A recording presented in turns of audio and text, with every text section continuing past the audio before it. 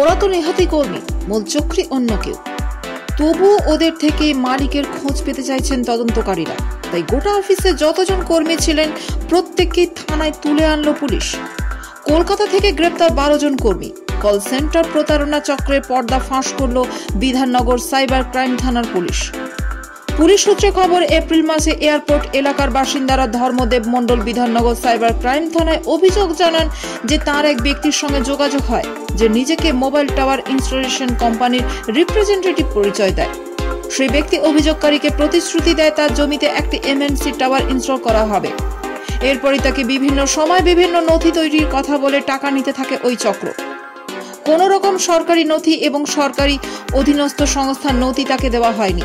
বেশ কিছুদিনে অভিযোগকারী এই চক্রকে 2,60,00,000 টাকা দিয়ে থাকেন। প্রতারিত হচ্ছেন বুঝতে পেরে তিনি বিধাননগর সাইবার ক্রাইম থানার দ্বারস্থ হন। ঘটনা তদন্ত শুরু করে গত 9 তারিখ রাজারহাটের বাসিন্দা নিরুপম মুখোপাধ্যায়কে গ্রেপ্তার করে পুলিশ। তাকে জিজ্ঞাসাবাদ করে পুলিশ জানতে পারে টাওয়ার বসানোর প্রলোভন দিয়ে প্রতারণার ফাঁদ তৈরির একটি চক্র কলকাতায় রয়েছে। এরপরই কলকাতা পুলিশের অধীনস্থ ফেয়ারলি প্লেস এলাকার একটি অফিসে হানা দেয় বিধাননগর পুলিশের সাইবার শাখা। সেখান থেকে 7 জন মহিলা সহ 12 জনকে গ্রেপ্তার করে বিধাননগর সাইবার ক্রাইম থানার পুলিশ। পুলিশ সূত্রে খবর, ওই অফিসে ভুয়ো কল সেন্টার চালু করে সাধারণ মানুষদের টাওয়ার বসানোর প্রলোভন দেখে প্রতারণা করত এই চক্র। অভিযুক্তদের বিধাননগর আদালতে তোলা হবে। পুলিশ তাকে নিজেদের হেফাজতে নেবার আবেদন জানাবে বলে পুলিশ সূত্রে খবর। এই চক্রের মূল পাণ্ডার খোঁজে তদন্ত চালাচ্ছে বিধাননগর সাইবার ক্রাইম থানার পুলিশ।